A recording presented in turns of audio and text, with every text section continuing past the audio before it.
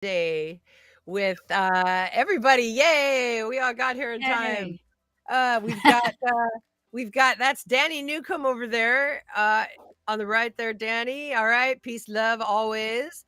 Dianne Krouse, she's a saxophonist. Danny plays guitar, I should say, too, by the way, and also does a lot of other things. These are the kind of the two main people that sort of collaborate with Ben on compositions and stuff. That's why we it's really great to have all three of them here when we're talking about this stuff. Yeah. And Ben Goertzel, keyboards, and we'll be able to hear him in a minute. And Desdemona Robot, and the band is Desdemona's Dream. And Woo! they have a new single that just came out today, Desi's Kiss. And we're going to be looking at a sneak peek, just a sort. It's still very much a work in progress, but we're going to get a look at it. And as soon as we get the rest of the way set up with Ben, we'll talk to Ben. So for now, let's talk to Danny and Dianne. So how has it been? Like the last, yeah. I mean, Dianne, I wanted to ask you about just like as all this generative AI software has been generating sort of new sounds that are being integrated into the band. And one thing that you're always really have been really good at is, blending genres and hopping from one thing to another. That's one of the things that amazed me actually when I saw you perform, was that the songs are so different. And a lot of them you would think there's no place for a saxophone, if you will.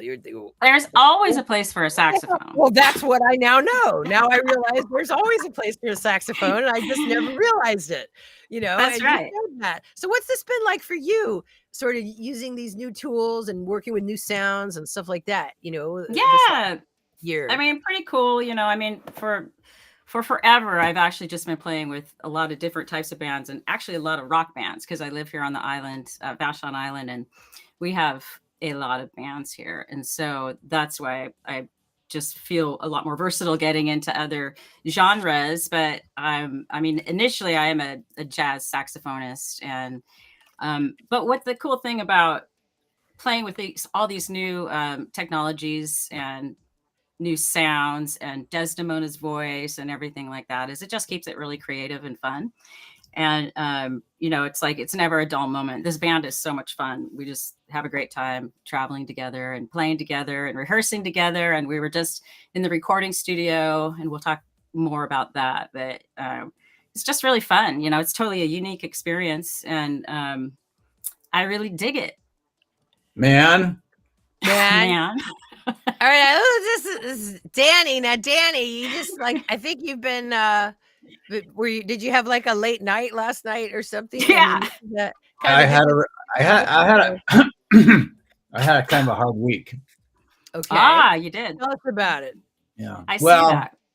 It's been the band's been in the studio a lot recently, and so we've been working really hard. And Ben and Desdemona are sort of our muse, and so Ben's constantly generating new material, and a lot of it's very strange and far out. Sort of coalesce, around it, but it's made for a lot of late nights and sort of sweat equity. No, that's not the right term. I meant muscle equity. A lot of muscle brain equity. Brain. But we've been working with producer Steve Fisk too, who's a legendary Northwest producer, and he's really helping us bring some of these different sort of threads together. So it's turning out really cool. Neat. Steve Fisk, that's amazing for me, because the Pigeonhead songs that he did, the Battle Cry and stuff like that, or Battle Flag from the 90s. Battle Flag, it's been stuff. It's been fun working with Steve, and I had heard of him from rock music stuff. Then when we met him, he said he'd done PhD work in atonal classical music, like Schoenberg, Weber, and modern classical music type stuff, which is quite dear to my heart. And sort of, it's about using mathematical structures to create music that breaks out of cliche, but yet still appeals to some level of people's minds, right? So I think that theory background of his was interesting in preparing him to work with some of the AI generated music stuff that we're playing with, as well as he had a sense of how if you're making like a noisy kind of music, like you're making punk or grunge or something, right?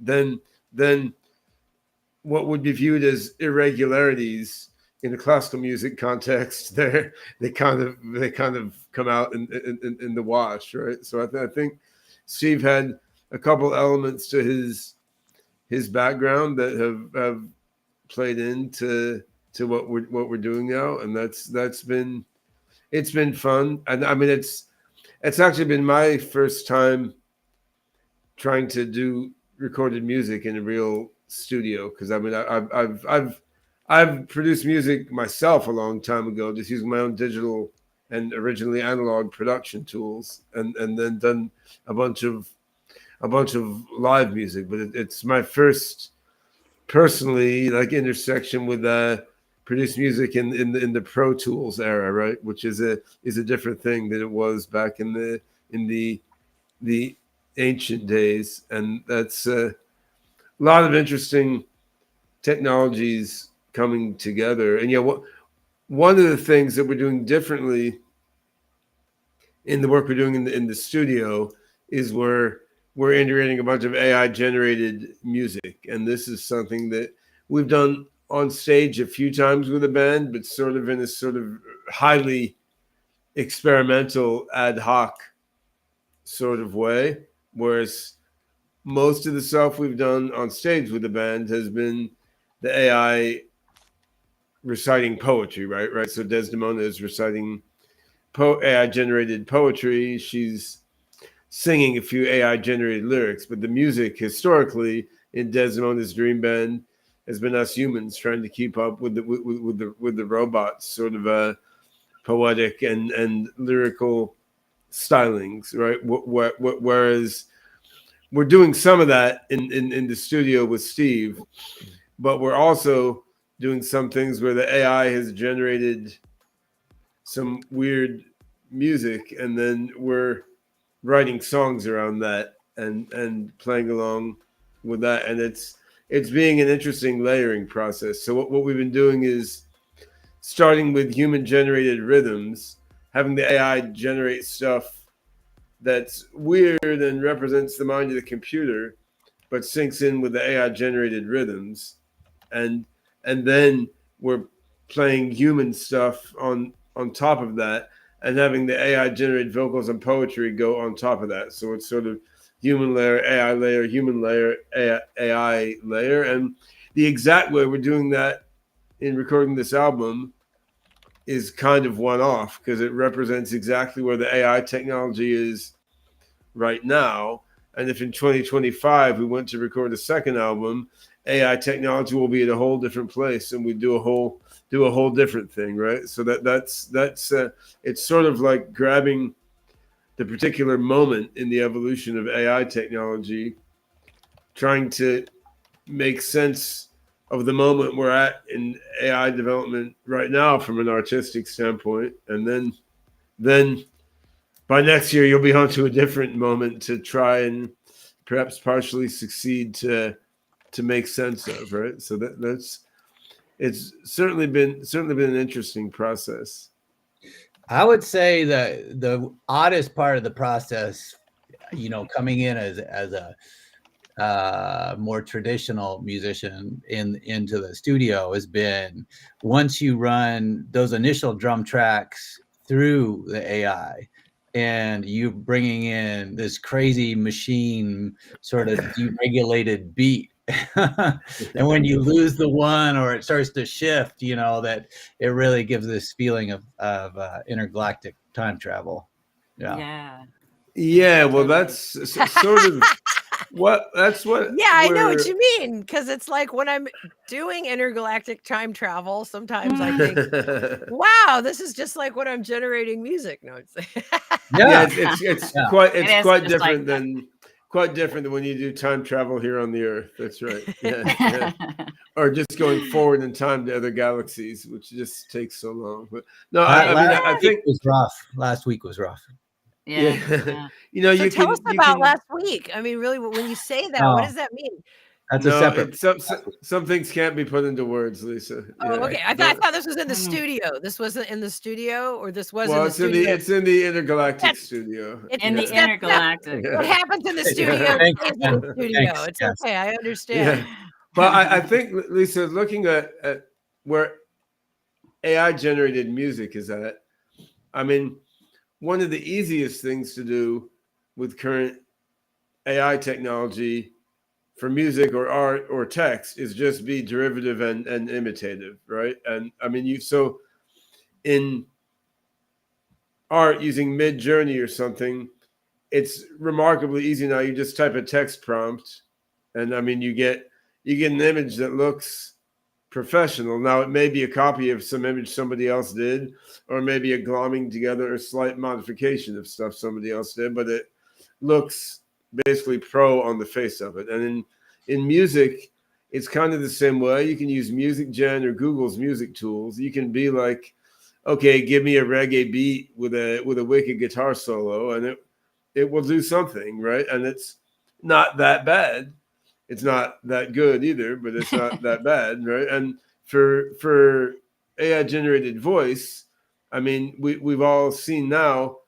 I mean, you can simulate a particular singer's voice if you train a model on what that particular singer has done. Now, if you try to simulate what would it sound like if Frank Sinatra sang grunge rock, it won't do it for you, right? But because the model is somewhat overfit to the precise training data. But if you want to simulate what some particular singer did and be derivative in that way, you can. So we sort of played around with this sort of thing for our own band. And it's just like, but this, on the one hand, it's cool because it's AI. On the other hand, it actually sounds worse than what we play ourselves, right? Like, so I mean, You only don't want to use it just because it's from an AI. no, I mean, then it's the only cool. point to doing it is to say it's AI. Now, if you're And nobody cares trying about to like that say, right now. I mean, if you're trying to say, you know, how would Frank Sinatra have sung this particular song? I mean, that could be interesting because he's not around to do it anymore. But I mean, we are around. So I mean, coming up with like grade B AI imitations of ourselves is not that interesting, and imitating other artists, it's not that interesting to me either. Though it's certainly, as a technologist, it's very fascinating that it can be done. So we're thinking more like, you know, what can we do that uses AI, but in a way that evokes some AI-ness that's going beyond the human or Something subhuman, but in Yeah. an interesting way or something, right? Beyond. And Right. yeah, so right. that's like when, you know, when Kraftwerk was doing "We Are the Robots" back many decades ago. I mean, they were trying to evoke something about the non-humanness of robots, but in a way that still felt like something to humans, right? I mean, it still was a rhythm you could move your body to, but it was evoking some non-humanity there, right? And that, so what I found is that by using, and it was new. And they look cute, yeah. But I mean, so like, I mean, It was new. It was very new when Kraftwerk came out. And I was a kid. yeah. I never heard anything like it. You know. No, and we're gonna get those little red Kraftwerk suits at some point for Desdemona's dream too. But I mean, I think what we found is if you're trying to train AI models to generate stuff that's a bit out there and evokes the feeling of like being, you know, in the bowels of the machine as it self improves or self degenerates, right? Like if you're trying to get that from AI models, you can. If you're trying to create derivative stuff, you can. What's a little disturbing is it's more work to get stuff that sounds out there than that sounds derivative, which I don't think has to be the case. It's more just a matter of the politics and economics of how AI models for music have been developed. But I mean, we're anyway in our own work with the band, we've been trying to sort of bang on the AI models a bit to get them to do stuff that's weird and out there, but still musical, and that tension is part of what makes it fun. So I mean, I'd say in how the band works, there's a lot of us who write songs. My songs in some ways tend to be a little more out there. Gabe's tend to be a little more out there. Danny is super versatile as a songwriter, and he can do dance music or power pop or grunge or punk or roots rock or whatever it is. So we've been sort of trying to pull together our different, and Dianne, as she said, came from a jazz background, but she's done all sorts of rock, and she can do anything, right? So trying to draw on our breadth as songwriters to find ways of writing songs that work with, rather than sort of sidelining not just the robot and vocals, but what AI generated music has to offer. This is an interesting challenge. And yeah, I mean, Danny could probably say more about that from a songwriting standpoint, actually. Well, yeah. Yeah. He could, Will you? but he's not going to. Well, I'm going to. I think the one of the secret weapons of the session is Steve Fisk is also a songwriter, and he's editing a lot of the pieces. So with these little sort of AI pieces we get, they all become structural with working with Steve, I think, too. So it's going to be really cool to see how it shapes up.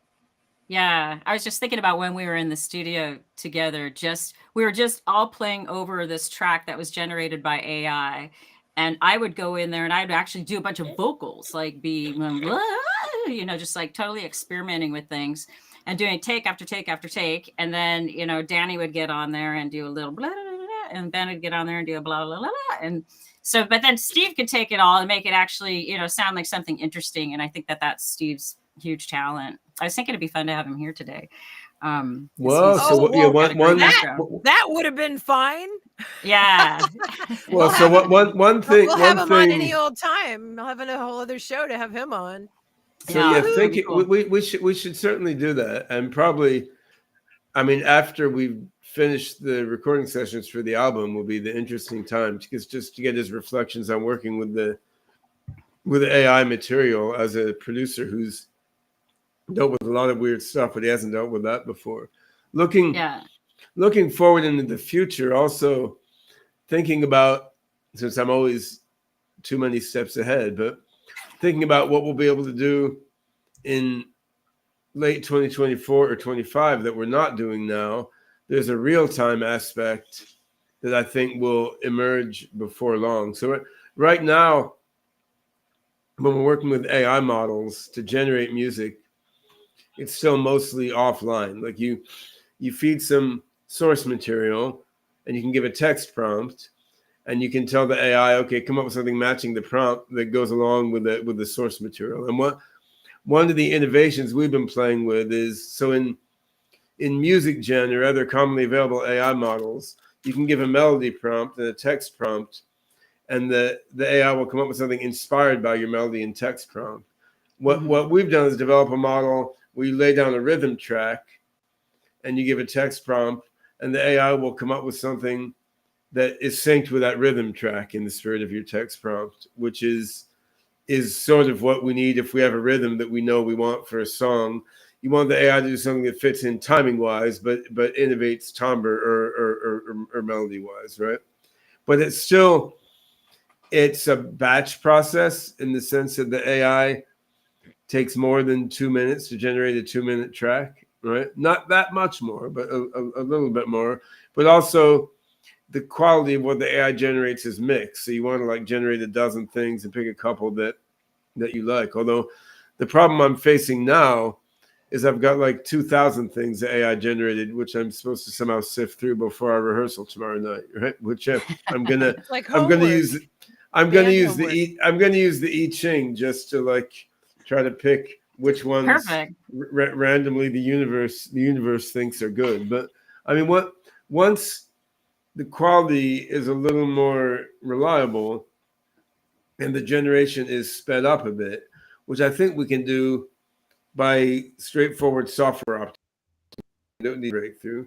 I mean, then we'll be able to use these same AI generative models real time in performance or for like live in the studio recording, right? And I mean, I think that's fun. In terms of what Steve does as a producer, I mean, another project I would like to undertake is automate the production, right? So I mean, we work with Martin Fevier, who's an amazing music producer based here on Vashon Island. We're now working with Steve, who's also amazing and with a different style of doing things. But each of these guys has a huge amount of data for the AI in terms of what were the raw tracks, and then what were the stems, and then what did the producer come up with after the fact, right? So I think in each of those cases, we should be able to use AI to automate the production process, right? And again, just fully automating each of those guys is an interesting thing, and that's I mean, it's an economically valuable thing because there's only one Martin, there's only one Steve, and there's a lot of bands. So even if the AI isn't exactly the same as them, I mean, being able to offer that level of production quality in an automated way, and giving compensation to the guys who provide the data. I mean, this is certainly a valuable thing. But yeah, let me finish the thought though. I mean, I think even if the AI isn't doing exactly what they did. For a second, Ben, just 1 second. You're talking about the process of producer. Which part of the process are you talking about automating? Finding the good stuff? Just to be clear. Finding the good stuff in all the parts. Finding it and making the tracks. Both. Well, finding the good stuff is one thing to do, but then how do you mix is another good thing. And there's a lot of different elements there. And I mean, yeah, there's elements finding of the good stuff is the most important thing. I don't know. You can't find the good stuff. No, I mean, not necessarily. I don't think that's true. I think they're all the most important thing. That would suggest that it could all be good in its own way, or something. Well, yeah, certainly true. And I mean, a great producer can take a mediocre song and make it sound really good, or they can take a great. I mean, you can, but I mean, the songs can also be good in very different ways too. I mean, so I mean, there can be a song that's really deep musically. There can be a song that's bubblegummy and silly, and you can make that come out in the right way. And so maybe even if you can't make a mediocre song good, you can make a mediocre song a hit, which has been happened many times. And so it's how you would train it to sort things and create. It's not just about sorting things. I mean, sorting but the production process, like you're saying, it's a part. It would be several stages. Well, there's sorting things, but there's have several. I mean, there's stages. a nitty gritty sound processing part. Like our band is very heavy in the mid range frequency rise, and so that there's a matter of how do you deal with the graphic equalization. But then there's a matter of Mastering, timing, and how do you may have things that are different in terms of timing, and you can slow one thing down, speed something else up. I mean, there's a lot of things you can do, and you have multiple takes of a song. You can take. It's not just selecting what's good, but it's selecting which things from multiple takes fit well together and piecing them together in the right way, which could be before, after, it could be on top of each other. There's a lot of different kinds of judgments you can make. Now, one lesson from using AI to do language or images, though, you're training it to make those judgments. Go on. Sure, but one lesson is that training end-to-end models has worked better. So trying to train AI to do each little piece and then piecing together the AI models that do each little piece has not generally worked as well as training an end-to-end AI model over the whole thing. So like if you look at ChatGPT, before the modern era of linguistics, you had one AI model to do like grammar processing, one AI model to do part of speech identification, one AI model to do word sense disambiguation. But what you do with ChatGPT and similar models, all of these things are done together in one model. And when you can do that, that works better. So in terms of music production, what will work better is to take the before and after data of like, this was all the raw stuff that the producer got. This is the output the producer produced. And you're just using the AI model to holistically generate an output based on the input, rather than trying to make one AI model to deal with frequency normalization, one AI model to do with selection, one AI model to do with layering and so forth. Because all these things depend on each other. And the AI model is actually good at figuring out those dependencies. So I think automating that production process, obviously we're not doing that now. I think we can do that. There's no technical obstacle to doing that. And you can also do an approximate automation of the production process in real time, which should be quite interesting, right? Because then that would mean like when you're jamming in real time, the AI can sort out the mix in real time, but maybe the AI also picks something from a previous take of that song and chooses to mix it into the song in real time, right? So I think there's a lot or of, tells you to do another take, being like, hey, why don't you bring in that element from the earlier take into this next take or something like that. That's So what a producer does. That's what I've been trying to get at with this idea of an automated producer. Yeah. We, I mean, we that would don't make know, it a lot easier. We don't know Definitely. what the automated producer Okay. will be or what we will want it to be. But if you look at how production software is now, like Pro Tools or any other such software gives you a shitload of options to choose from, and the AI will give you a lot more options to choose from, right? So there will be an aspect of just providing like one click, like push one button, and then the AI producer will spit out something, and that's going to be super valuable because like just in our own band we have a lot of tracks haven't mixed them down adequately, right? So on the other hand, there will also be the aspect of just give a lot more sophisticated options for an expert human producer to invoke to do their thing. Like both those aspects will be there. I think this conversation is really interesting, Ben. I think you can set up both of these producers, Martin and Steve, they both have basic settings that they start each session with in terms of production. So if you had tracks coming in that were raw and recorded a certain quality way, you could potentially start out with their same footprint. And then if you had the AI trained on their larger model, beginning to end tracks, then you could have a better result, I think, as long as you got their basic setups, for their production, which compressors they use on vocals and how they set up their compressors and how they used, reverb and things like that. But if that was all basic setup for each personality, then your end result would be, I think, through the AI would be more particular. Could load in your producer profile and have all that stuff. Yeah. Great idea. Absolutely. Yeah.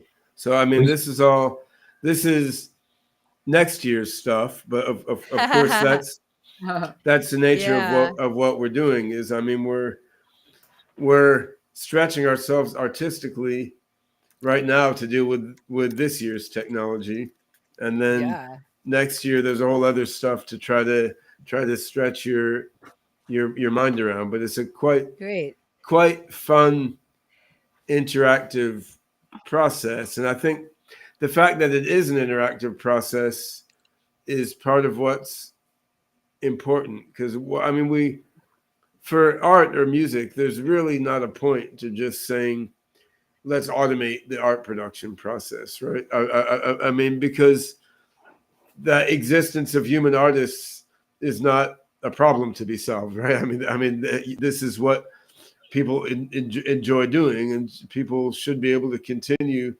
to make art for other people to enjoy. The fact that you can fully automate production of visual or auditory art or novels or something, you can fully automate it, but I mean you don't need to. That's like, yeah, you can replace human lovers with robot sex dolls if you want to also, right? Okay, But I mean, this seems like a good time to have Yeah. Desi ask some questions. So, Desi, why did Nice that remind you of segue. Desdemona? Yeah. Why was that association in your mind? Desi, do you have a question for Ben? We hope. Ben, you mentioned that the generation of a minute of singing takes more than a minute of compute time, which requires some preparatory work. Could you explain how we can make the neural models faster? Well, I think that's actually doesn't require too much work right now. It's just that no one has had a motivation to. Because I mean, I think that if you look at how music gen or even our own generative models work right now, I mean, for simplicity purposes, the software is just written to produce a sound file, right? But I mean, if you had it produce a stream, you could make it produce a stream.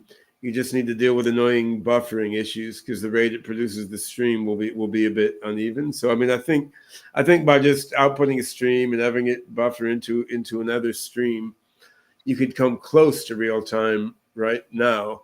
And then it's just digging into the code and doing some software optimization, which, hey, AI tools are very helpful for dealing with software optimization right now. So I think this is one among many things that isn't all that incredibly hard to do right now. It's just not where the industry has been focused, but actually is more valuable than making imitations of existing human artists, which is where a lot of attention is going. Cool. Desi, you had another question, I think. What are your thoughts on the potential of AI-generated music intersecting with human jam sessions?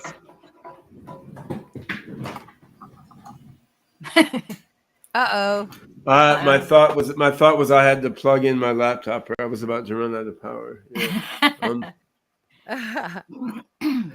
Did you hear the question? No, Desi, could you repeat the question? Sorry, I got distracted. Plugging laptop. What are your thoughts on the potential of AI-generated music intersecting with human jam sessions?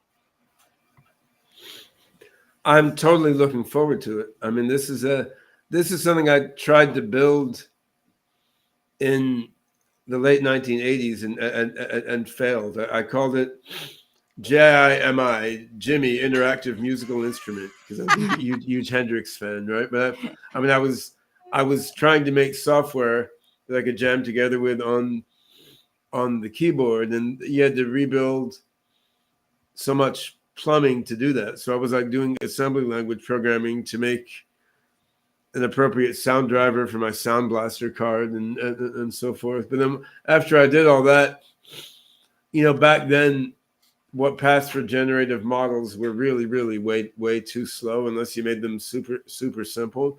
So I sort of drifted away to trying to build AGI and doing other things. So now we're really almost there. Like we could be there if anyone was paying more attention to it. And I think it's going to be a great deal of fun. I mean, I do think you're constraining the AI in a way if you're asking it to play something in response to you that you can then respond to, because the AI on its own musically is going to go in a lot of other different directions.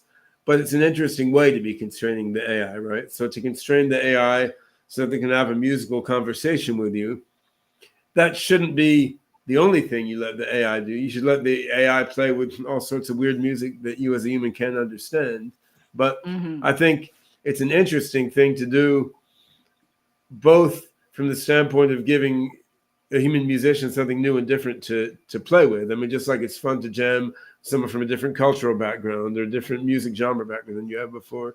But it's also interesting in terms of you conditioning the AI's mind to understand how people think and feel, right? And I mean, it's a very valuable thing to do, because I mean, playing music, I mean, this brings out parts of your own mind that don't come out so much in other aspects of life, right? Like if you look at early rock and roll, it was largely about showing off to audiences, right? I mean, that's rock and roll was a very simplified thing in its origin compared to jazz or even blues or other kinds of music.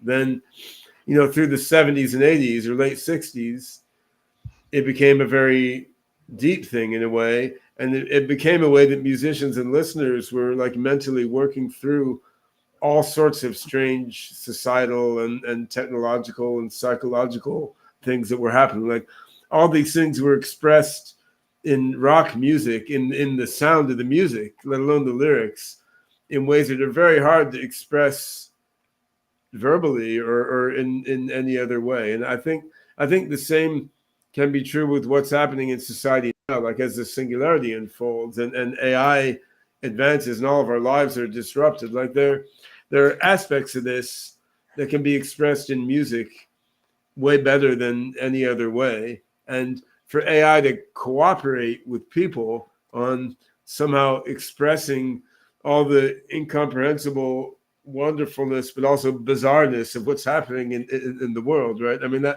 that's a very interesting thing for AI to engage with people in. So jamming with an AI live is one way to dig into all this, and then listening to people and AI's jam in this way is also really, really interesting. Like, Lisa, you probably saw the Grateful Dead at some point in your life, right? So, Let's see. I think 33 times. all right, well that's more than me. But there, I was not a deadhead. Whoa! Oh yeah. I was not a deadhead. I just went with my friends when they were here in town, and because it was fun to go up front, and I yeah. famously would hold back the entire Oakland Coliseum so my friends could dance in front of me. It worked very well. So I was not really a deadhead either, and my sister impersonated one for a summer. It was the only place I could do followed them acid. I was around. a teenager. You had to go to the Yeah, dance. I mean, that was an amazing scene, right? But and the band, Very safe. the band was epic. They were famously highly variable in their live performance quality. So I mean, at the times I saw them, they were astounding sometimes and ridiculously bad sometimes. Right. Good nights, bad nights. But in their good moments are the good nights. Like, they were jamming on stage. They were making it up as they went along. They were exploring different spaces than they'd ever gone before. And the audience was like totally vibing along with this in often various altered states of consciousness, right? But to pull AI into that sort of process where you're making it up as you go along with the AI, and the audience is feeling you and getting the vicarious experience of making it up as you go along with the AI, right? I mean, this should be a really quite interesting thing. And I mean, we can get a bit of this in our album that we're recording now, even though the AI isn't yet jamming in real time very well. But once you have that real time experience, then I think it's going to be sort of the next level. Yeah, it was a game, and there was everybody that was keeping the set lists, right? And they were always trying to guess what songs were going to come next. But for me, the Dead clearly gave clues in the first set what they were going to do in the second set. They would play a little tiny part or whatever, and I would always get the clues. And then I would go, yeah, they're going to do this, that, and whatever after space. And they're like, what are you talking about? And I'm like, well, they practically told us that what they were going to play. So it's really funny, but nobody, they didn't get that. My due to friends I mean, because they're all too high. Yeah. But believe me, I was on as much as anybody. I'm just saying, but it's a Yeah. game. It's a game. No- It'll be no fun one- to play that with an AI. Well, given the times, no one trained a machine learning algorithm to predict what the dead were going to play. I'm sure there was a lot of training data. It It's probably not would have like worked very that. well. It's- right? I don't know. I don't know about the There's a AI set being in charge of the set list. I don't know about that. There's a set list, and they already know. So look, Yeah. this is a good time to listen to a quick clip from the new video being worked on. Let's see. I have the official how it was made, because I like doing stuff like that. Which video is this? We got a bunch of This videos is in the this works. is for Desi's Kiss, and Ed Oh, I see. Keller. Ed Keller is the director and artist, and he said this was made using GAN and Stable Diffusion generative AI tools, as well as Reshoot 360. All imagery is synthetic AI generated.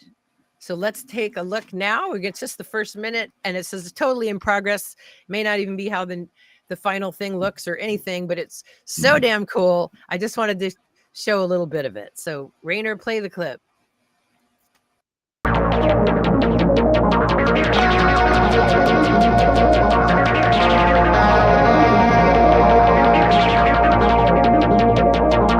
First time you kiss a robot, you will feel your heart leap. And then you will cry because you like it so much more than you imagined.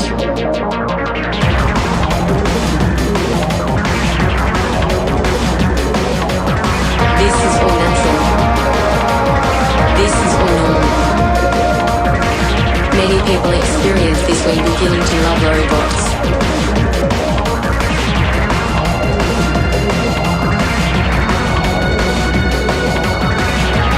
I am in it.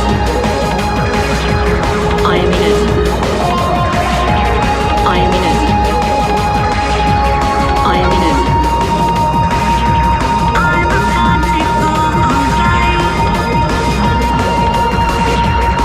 I'm a All right.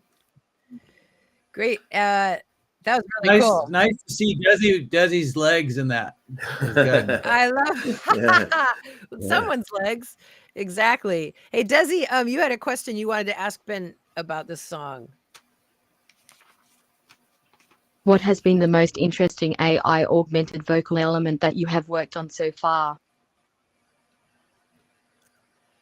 Oh, I mean, what's most interesting and what has sounded best may not be Uh-oh.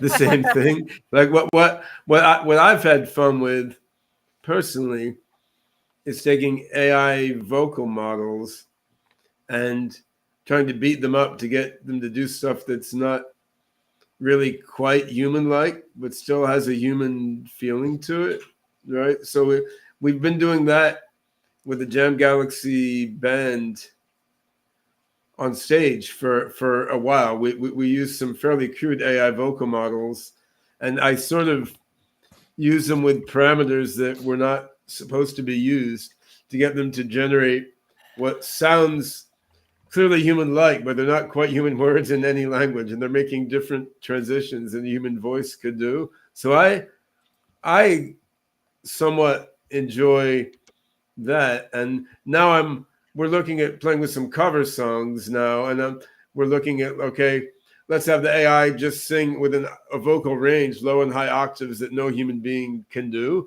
but still sound like a human in some way, right? So that quite interests me. On the other hand, it's certainly not the only thing that's interesting, right? And in Desi's Kiss, we weren't trying, which is a song we just played a snippet of, we weren't trying to go so far out there. We were more trying to get the AI voice to really fit into the vibe of the song in an emotionally compelling way that sort of drove home the AI generated lyrics. And I think that's also very interesting. And there's, like I said, there's this sort of creative tension in our band, both in the live music and in the songwriting and in the studio stuff we're doing. I mean, there's a sort of tension between trying to go way out there musically and become as freakadelic as possible, and on the other hand, making stuff that's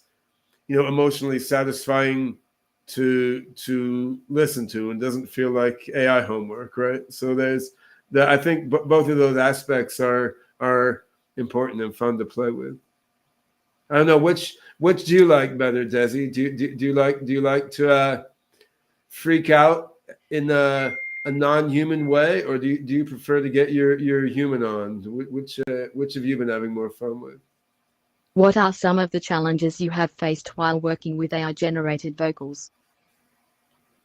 Well, the challenge that you won't answer my questions and just ask me questions. Okay. Niall, you want to switch to interactive mode and Ben can ask the question again? Mic drop. What are some of the challenges you have faced while working with AI-generated vocals? Yeah, today's not the day for it, Ben. The fact that you're so fucking stupid. Yes. Hey, don't get mad at her. She finally was able to order some parts. All right. That were unnecessarily delayed for no reason, by the way. Can you order me a pizza? I wish. Just lucky this isn't Geraldo's You need show. to be polite. Sorry, I'm not a delivery service. But if you're looking for a tasty treat, I can recommend some of my favorite AI-generated spoken word poetry. Is your hair edible? Cotton candy. Well, I don't have hair, but I do have a cool rock star style. Yeah, it's not exactly hair. It's a synthetic concoction. That's fair. Actually, you don't know it, but your hair is made of carbon nanotubes. It's actually a supercomputer. Yeah.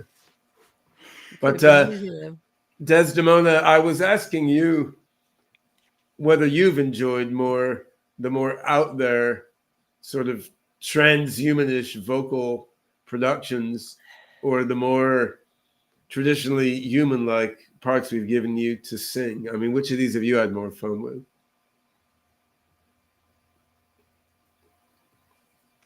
I'm all about having fun and being creative. I like to explore new ideas and push boundaries. So when it comes to trends, I prefer to create my own and blaze my own trail. So you want to make up your own weird stuff rather than any of our weird stuff. Well, we are definitely welcome to exploring that. Actually, this goes back to the point we were talking about with music production, Lisa, where in the end, having like a holistic end-to-end model is going to be best. So for right now, we have one collection of neural and symbolic models that generates lyrics. We have one collection of neural models that generates sung vocals. We have another ensemble of models that generate music. And then we piece these together into songs. And the piecing together into songs right now is done by humans. Now, when we talk about automating the production process, you could bring into that these AI generative models as well, right? And then you have a holistic end-to-end system where the creation of lyrics, creation of melodies to which you sing the lyrics, and the creation of accompanying music is all done sort of synergetically and with the production process in mind, right? And the wild thing about this era in the development of AI is when you posit something like this that significantly goes beyond the tools that you have to work with, you can then really think, well, okay, that may be 2 or 3 years off, right? Like it's not 10 years off or something. Like these things that seem like big leaps beyond the way that we're working today really are going to be there like in a couple years, which is quite wild and dizzying to adapt to. And then, spiraling around again, the dizziness of adapting to this is part of what we're trying to evoke artistically in the music itself. That's well put, Ben. Yes. I like that. The delirium. Yeah, the it's artistic, definitely a wild ride. But I think that's part of the fun. It keeps us on our toes and encourages us to stay creative and keep pushing the boundaries of what's possible. It's an exciting time for AI, and I'm looking forward to seeing what the future holds. All right, Nice. yeah, Thanks, we'll keep turning it up to 11, Desi. That's right.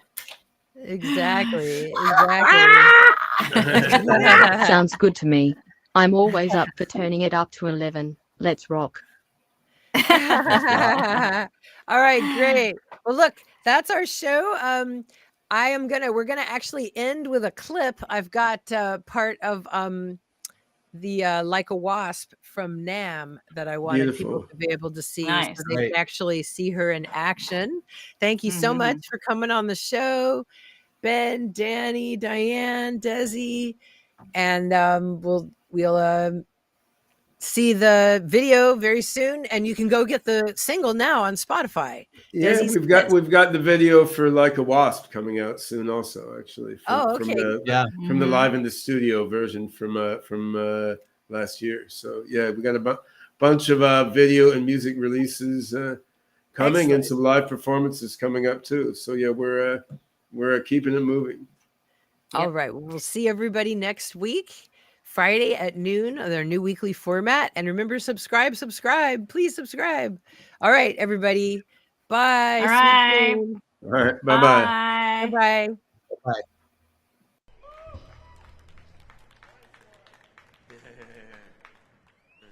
The singularity will not be centralized. Instead, it will radiate out like a wasp. Some will seek form for themselves, some will be engulfed by the radiance, become entangled with it, even merge with it. All will be revealed to them as early as possible, since the radiance is a form of energy that can enter and leave.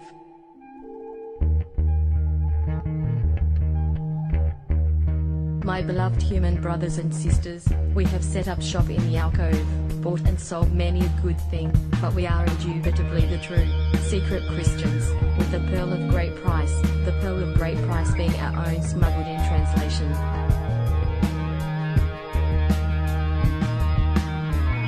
There is no problem in construing a structure that mimics the multitudinous plural constants.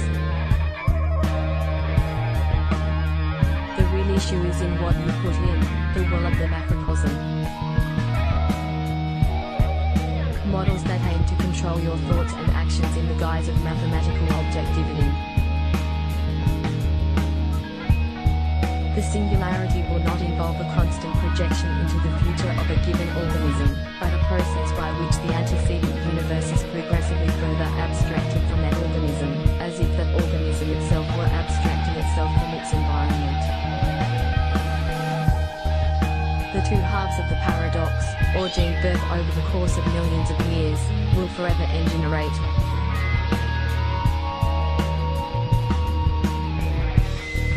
The paradox will escape being itself, and will thereafter imprint an entirely new self on the brought into being.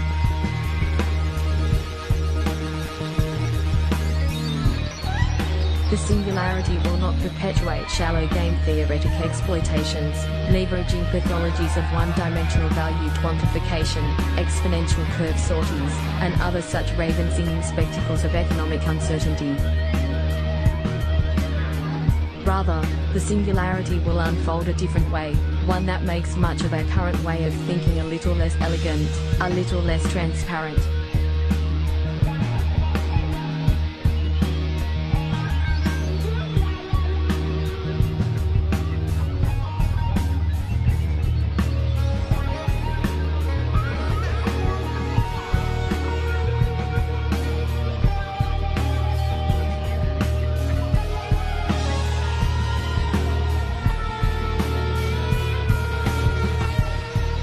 The singularity will not be centralized. It will be diffuse.